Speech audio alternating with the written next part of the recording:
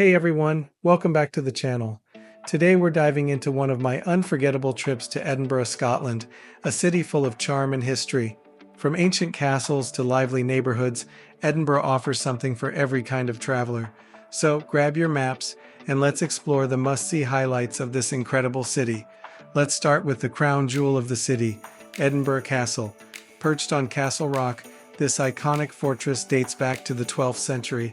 It's been a royal residence, a military stronghold, and even a prison. Today, it's one of Scotland's most visited attractions. You can tour the Great Hall, explore the National War Museum, and even see the crown jewels of Scotland. Just a short walk from the castle is the famous Royal Mile, a historic stretch packed with shops, pubs, and street performers. The Royal Mile runs through Edinburgh's Old Town and connects the castle to the Palace of Holyrood House. One of the key stops on the Royal Mile is St. Giles's Cathedral, often called the High Kirk of Edinburgh.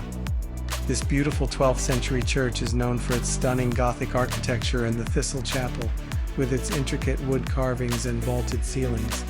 The cathedral is free to enter, though donations are appreciated, and it's a must-see for its breathtaking stained glass windows and historical significance. Now let's talk about a special spot for Harry Potter fans.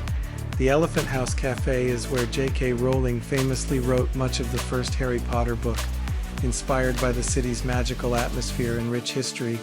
And there is Greyfriars Kirkyard, one of Edinburgh's historic graveyard. This graveyard is rumored to have provided J.K. Rowling with names for some of her characters.